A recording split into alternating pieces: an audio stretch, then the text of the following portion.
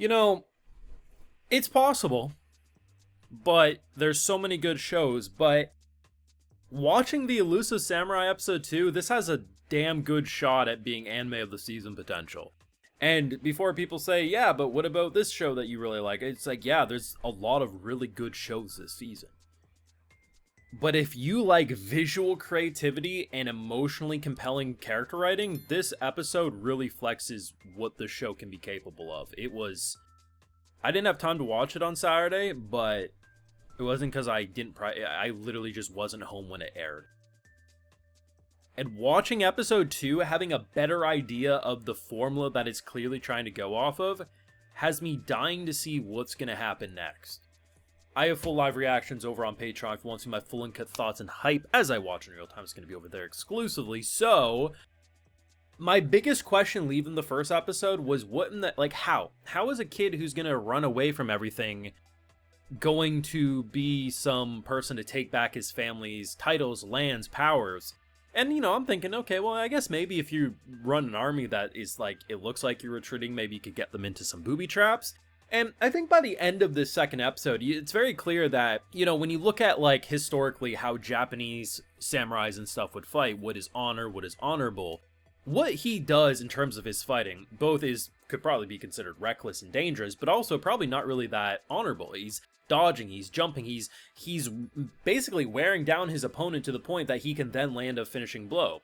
I have no issues with it, but you could see how that could be looking like a game of tag, and honestly probably not really that honorable. But hey, dead men don't have honor, so who cares? Let's focus on winning. And the fact that by the second episode, which I figured he would kill at some point, I mean, his whole family got burned. I mean, you assume the MC is gonna have to get his hands dirty at some point. And by the end of the second episode, he cuts off this man's head. I mean, you start the episode off in such a powerful way with him having a nightmare of what happened that night, about being just sold off by someone he thought he could trust and love and care for, only for just a bit, like, the smoky effect of how his face started getting distorted was just so creepy. And honestly, what I've noticed a trend of with anime fans lately, because if you rewind, I mean, hell, when I was first getting into anime, this type of, like, whiplash of goofy faces, over-the-top comedy, and darker subject matter was, like, bread and butter for anime fans. And then I feel like 2010 to now into the 2020s, it's, like, it's gotten less and less accepted. So I'm interested to see if, like, this Future Sight dude and his little companion, their whiplash of comedy is too much for some people. Sometimes it can be for me. I'm not going to say I always like this. But I do find them very amusing, and moments where, like, she pops up with her little tree branches and, like, the animation kills. But yeah, I think the biggest and best part of this episode was because it wasn't just that it was really well produced animation for a fight scene. It was that there was so much emotion behind it, and that's the biggest thing. If your fight has story behind it, the viewer's going to care a lot more.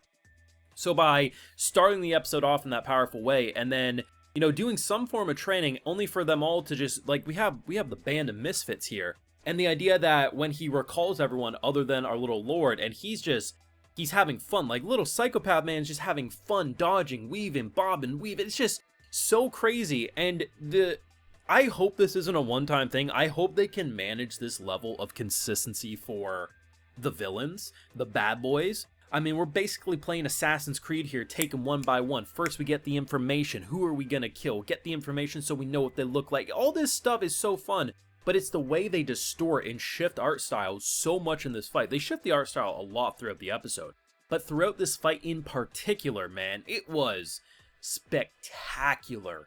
And the absolute horror, disgust, and fear I felt looking at this, man. Like, the longer this episode went on, the more I'm wishing for a Chris Hansen isekai, where this man isekais himself to take care of some predators, because this man gave me some very predatory vibes, including the man who's kind of watching over us, but that's a topic for another day. But it's crazy just to watch that, and to actually, there's something about the anime this season that actually are having the balls to do things that you don't always see, or it takes far too long to see it. You know, the fact that we have a kid who went through some stuff has every right to want these people dead, and the fact that he actually landed the beheading blow. Our little lord can't be this crazy, but he is, and I'm so ready to see his journey. The thing is, is I still have a lot of questions. I left episode 1 with a lot of questions, and I feel like I have some of my questions answered with episode 2, like what is the game of tag, all these different things. But I think my biggest is if I can trust these two, because I believe this dude can see the future to some degree. Maybe not completely, like maybe he's a little crazy and he thinks everything he sees is true, but I do believe he helped us and he saw a future. Thing is I don't know if I can fully trust, and I think it's done like that on purpose to make you probably for a long time question. They're weird, they don't feel like people, like they're just so robotic at times. They are such weird anomalies, and I love that, but I mean, I don't blame our boy from initially just running out when he realizes he's kind of hanging out with crazy. One thing I also want to give major props to production-wise is the backdrops. The backgrounds in this show are so good. Honestly, when you look at the character models sometimes on them, they look like they don't belong in the same anime, which sounds like a criticism. Like, okay, you're looking at character model and it doesn't blend in. But it works so well. Like, when he initially ran off and we're in the burned village area, like, that detail was just so, it's perfect. It lets the character models pop out in a very unique way, and I really enjoy it. Now, the production isn't perfect. There are definitely shots. I mean, at the very start of the episode, there's some wider shots with no faces, and there are shots I can nitpick even creatively, just in between shots where they shift the style, and I'm like, honestly, that doesn't look too good. At one point, they had a 3D katana for some reason. It was just the blade that got lifted. No idea why. But in general, this episode is like 95% some of the best produced stuff I've seen so far in this summer anime season. And really, while I don't think there's anything wrong pointing out stuff that you think is bad, you have to look at the overall package. And this is an issue that Demon Slayer often has with its fandom, where like people will look at some of the simplest things and say, damn, what a poorly produced episode, even though like 5 minutes prior they had like some of the craziest animation ever. Like, point out the stuff that you do find distracting. I think that 3D katana was stupid. There's a few in-between shots I'm like, it's a little weird. But when I had, an 8-minute fight that was just that insane, bam, bam, bam, bam, bam, I'm not going to say this was a poorly produced episode. Great characterization, great build-up, and honestly answers a big question of where the show wants to go and who our MC can be, while also flexing just some of the coolest shit I've seen visually this season. Like, fantastic.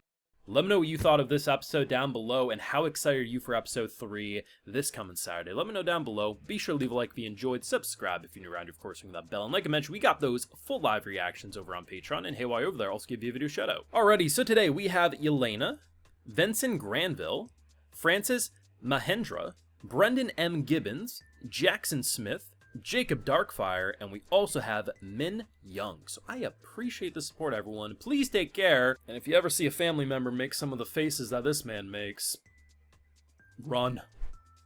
Run, bro, run. Like, that was some of the creepiest shit. There's a lot of creepy faces this season, but some of the creepiest shit. Have a good one.